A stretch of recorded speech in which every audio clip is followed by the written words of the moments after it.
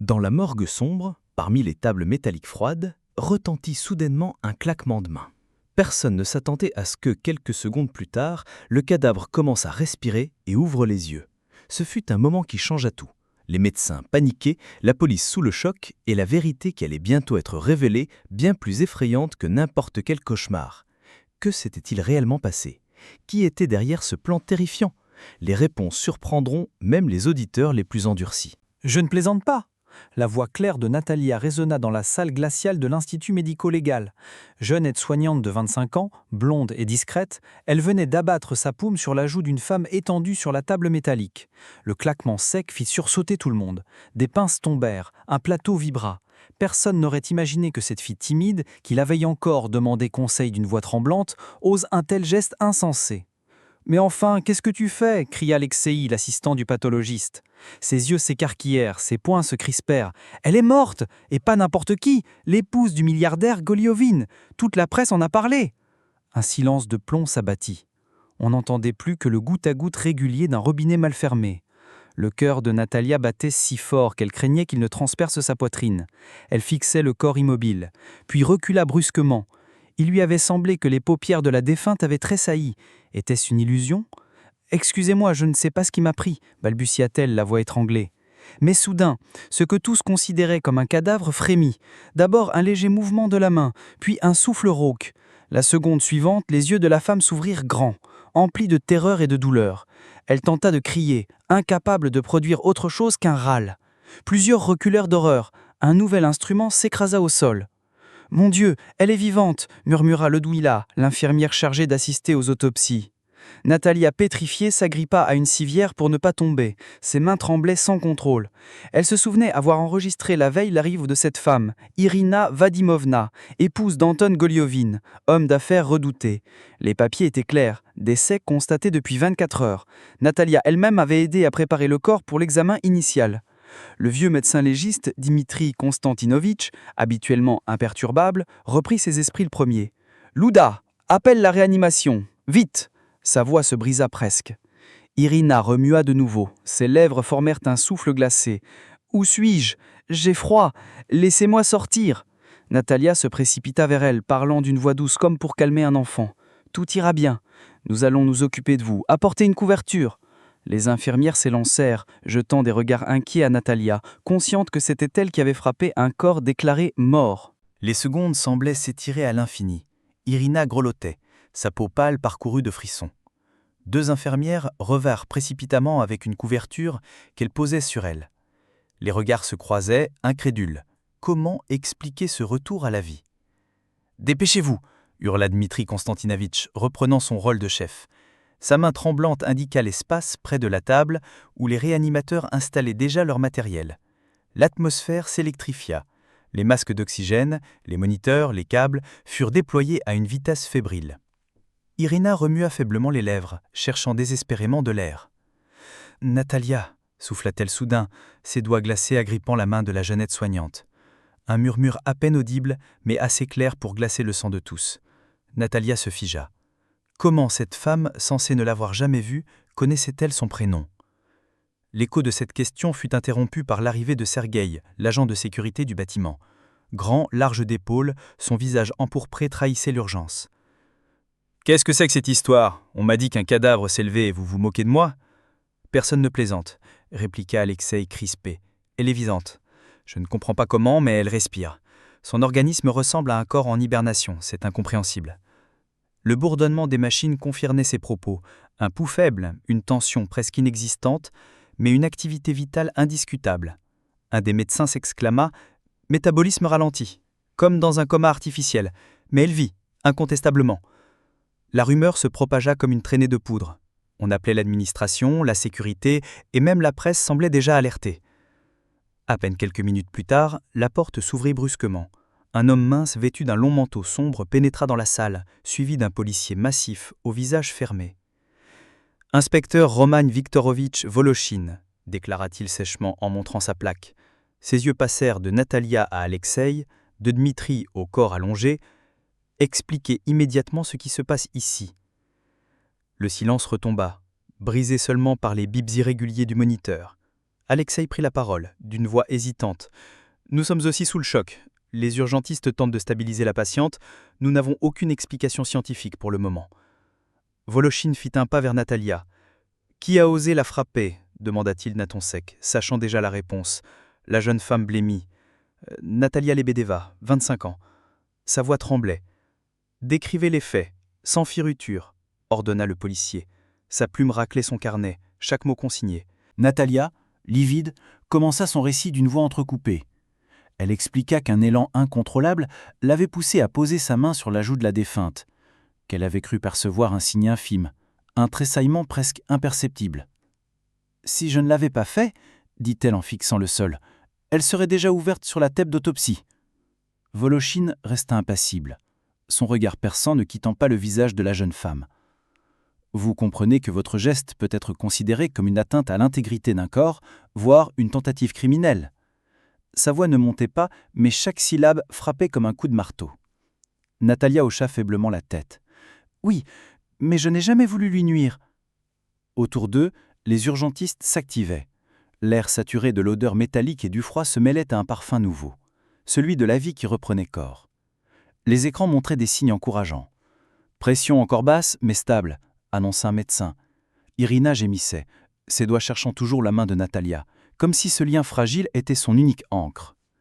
Voloshin rangea son carnet.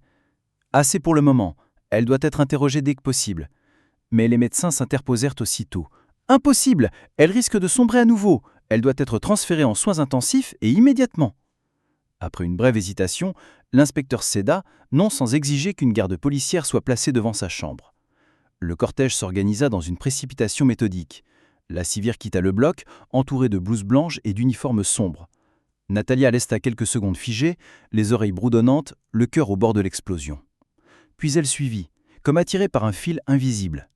Dans le couloir, des journalistes commençaient déjà à s'attrouper, fleurant le scandale. Des caméras braquées sur les portes cherchaient à capturer la moindre image. Des rumeurs fusaient, une résurrection, une fraude médicale, une expérience secrète. Les chuchotements se transformaient en cris de questions. Les agents de sécurité repoussaient la foule avec difficulté. À l'étage, la patiente fut installée sous perfusion et sous monitoring constant. Les rideaux tirés, la chambre transformée en forteresse.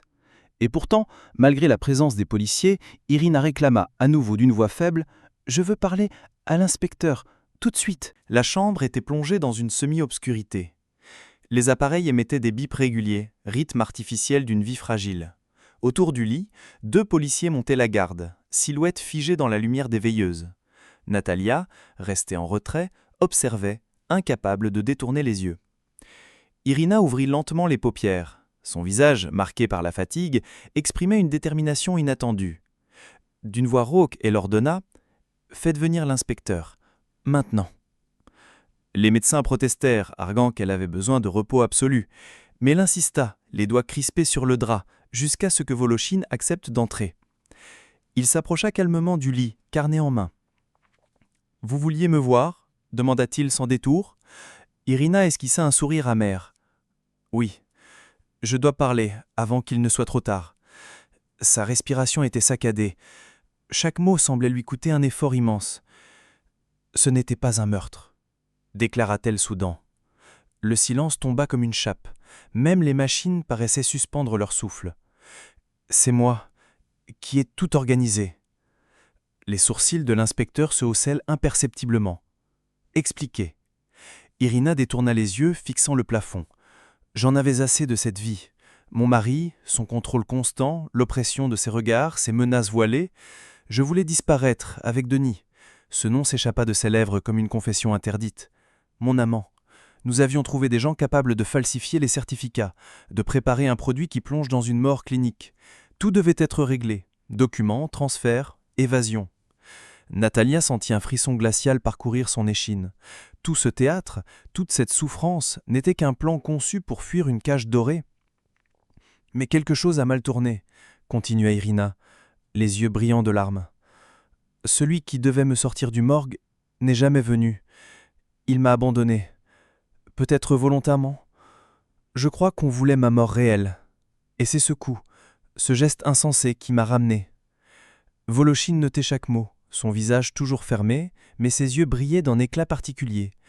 La vérité, crue, se déroulait devant lui comme un scénario impossible. À peine les aveux d'Irina couchés sur le papier, la porte de la chambre s'ouvrit brusquement. Un homme massif entra, escorté par 2 agents de sécurité. Son visage, marqué par des traits durs et des cernes sombres, exprimait un mélange de fureur et d'incrédulité. « Où est ma femme ?» tonna Anton Goliovin, le magnat dont le nom faisait trembler la ville. Sa voix résonna comme un coup de canon dans la pièce étroite. Les médecins tentèrent de le calmer, mais il les repoussa sans ménagement et s'approcha du lit. Irina détourna le regard, refusant de croiser ses yeux. « Je ne veux pas te voir », murmura-t-elle d'une voix faible mais ferme. Cette phrase frappa Anton comme une gifle. Il pâlit, puis se tourna vers Volochine. « Qu'est-ce que cela signifie ? On m'a dit qu'elle était morte, et maintenant elle me rejette ?» L'inspecteur resta impassible.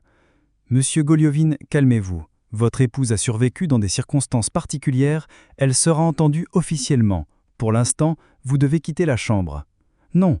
exclama Anton, le poing serré. « C'est une manipulation. Quelqu'un essaie de me détruire. » Son regard accusateur balaya la salle et s'arrêta sur Natalia. « Toi, tu es derrière tout ça ?» La jeune femme reculait instinctivement, choquée par l'intensité de sa colère. Mais Irina prit la parole, sa voix soudain plus forte. « Laisse-la tranquille. Si je suis encore en vie, c'est grâce à elle, pas à toi. » Un silence pesant suivit. Anton ouvrit la bouche, incapable de répondre. Pour la première fois, son assurance habituelle se fissura. Volochine intervint sèchement. « Sortez immédiatement. Vous serez convoqué au commissariat. » L'homme d'affaires rouge de rage finit par quitter la pièce, escorté par les agents. Dans le couloir, ses protestations résonnaient encore. Restée seule avec l'inspecteur et les médecins, Irina ferma les yeux. « Vous ne comprenez pas, » murmura-t-elle. « Avant cette mise en scène, j'ai transféré des sommes considérables sur le compte de Denis. Tout devait être prêt pour notre départ à l'étranger. Mais il m'a trahi. Il a préféré me tuer et s'enfuir seul. » Les mots tombaient comme des pierres. Natalia sentit la réalité basculer. Ce n'était plus seulement une résurrection, mais un engrenage de mensonges, d'argent et de trahison qui s'ouvrait devant eux. Les révélations d'Irina changèrent la perspective de l'enquête. Volochine, resté de marbre, ferma son carnet et donna des ordres précis à son adjoint Saveliev. « Trouvez Denis. Vérifiez ses comptes, ses contacts, ses tentatives de sortie du pays. Qu'il soit déjà loin ou encore ici, je veux un rapport avant la fin de la journée. » L'opération se mit en marche. Des équipes fouillaient appartements, hôtels, gares. Le nom de Denis apparaissait sur des documents suspects. Réservation annulée, transfert d'argent vers l'étranger, tout indiquait une fuite soigneusement préparée. Mais l'homme avait commis une erreur. Il croyait qu'Irina ne se réveillerait jamais. Dans sa chambre d'hôpital, la patiente continuait de livrer des détails glaçants. « Il m'a promis une nouvelle vie », expliqua-t-elle à voix basse, ses yeux fixant un point invisible. Mais dès que les fonds ont été transférés, son attitude a changé. Je le sentais. Il ne voulait plus partager. Ses doigts se crispèrent sur le drap et une larme coula sur sa tempe. Natalia, debout près du lit, ne savait que dire. La jeune aide-soignante, simple témoin de ce drame, se retrouvait plongée au cœur d'un complot digne d'un roman noir. Elle revoyait sans cesse l'instant où sa main avait claqué sur cette joue glacée. Un geste impulsif qui avait dévoilé une trahison à ramifications immenses. 2 jours plus tard, la nouvelle éclata. Denis avait été localisé près de la frontière. Il voyageait sous une fausse identité, muni de papiers falsifiés et d'une importante somme en devises. Les douaniers, alertés par la police, l'arrêtèrent avant qu'il ne franchisse le poste de contrôle. Volochine annonça la capture à Irina en personne. Il n'a pas résisté. Ces documents prouvent qu'il comptait disparaître définitivement. Un rire amer échappa à la famalité. « Alors il a vraiment voulu m'effacer de sa vie ?» L'inspecteur répondit froidement. « Et de ce monde ?» Natalia frissonna. Dans l'air planait une évidence glaçante. Derrière les apparences de passion se cachait une avidité brute, prête à engloutir tout sur son passage. L'arrestation de Denis fit grand bruit. La presse s'empara aussitôt de l'affaire. Une pseudo-résurrection dans une morgue, un triangle amoureux, des sommes colossales disparues. Les gros titres rivalisaient de sensationnalisme et les couloirs de l'hôpital étaient assiégés par des journalistes en quête d'images interdites. Irina, sous surveillance constante, coopéra avec la police. Elle remit les preuves des transferts bancaires, des échanges cryptés avec Denis et confirma la falsification des certificats médicaux. Voloshin, malgré son ton sec, reconnaissait l'utilité de ses aveux. Sans elle, l'affaire aurait pris une tournure bien plus opaque. Denis, lui, nia d'abord. Il parlait de passion, de fuite romantique, d'un plan mal compris. Mais face aux preuves accumulées, faux passeport, reçus bancaires, témoignages de complices, il céda. L'image du séducteur effondré, menottes au poignet, fut relayée par toutes les chaînes nationales. Pendant ce temps, Anton Golovin exigeait toujours de voir son épouse. Ses avocats multipliaient les requêtes, arguant qu'il avait droit à des explications. Mais Irina refusa obstinément toute rencontre. Elle ne voulait plus de cet homme, ni de sa richesse, ni de son contrôle. Pour elle, son monde ancien était mort, et sa survie accidentelle marquait le début d'une rupture irréversible. Natalia, restée en marge, assistait aux scènes comme dans un cauchemar éveillé. Elle voyait défiler les enquêteurs, les journalistes, les médecins. Tous la considéraient désormais différemment. Elle, la petite aide-soignante effacée, était devenue la témoin clé d'un scandale national. Pourtant, au fond, elle n'avait jamais voulu que sauver quelqu'un d'un sort funeste. Le procès de Denis fut annoncé rapidement.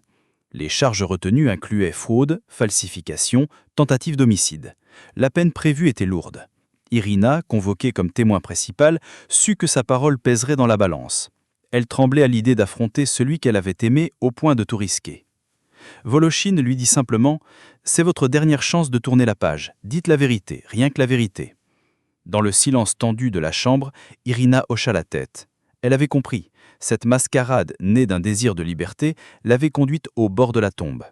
Désormais, il ne restait plus qu'à en assumer toutes les conséquences. Le procès attira une foule immense.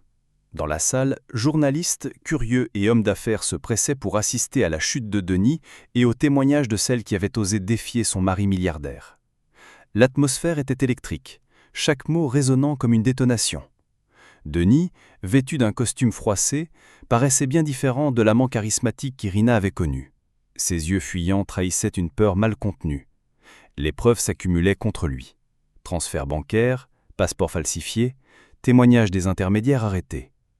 Quand le procureur énuméra la liste des charges, un murmure parcourut la salle. La prison semblait inévitable. Irina prit la parole, sa voix d'abord hésitante, puis de plus en plus assurée. Elle raconta la manipulation, les promesses de Denis, puis la trahison. Elle avoua aussi sa propre culpabilité, avoir voulu simuler sa mort pour fuir une vie qu'elle ne supportait plus. Sa sincérité surprit même les juges. « Je n'ai pas cherché à tromper la justice, dit-elle, seulement à échapper à ma cage. Mais lui, il a choisi de transformer notre rêve en piège mortel. » Denis fut condamné à une lourde peine de réclusion. L'affaire fit la une des journaux pendant des semaines, symbole d'un mélange explosif entre passion, argent et pouvoir.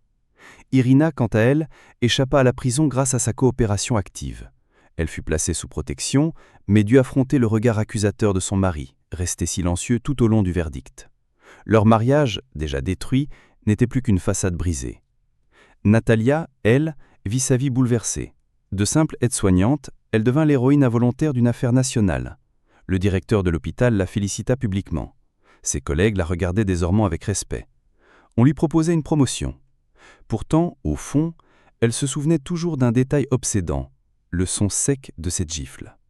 Un geste impulsif, absurde, mais qui avait changé le destin de plusieurs vies. En quittant un soir les couloirs silencieux de l'hôpital, Natalia s'arrêta, fermant les yeux un instant. Elle revit la scène, le froid du métal, le claquement qui avait ouvert une brèche dans le cours des événements.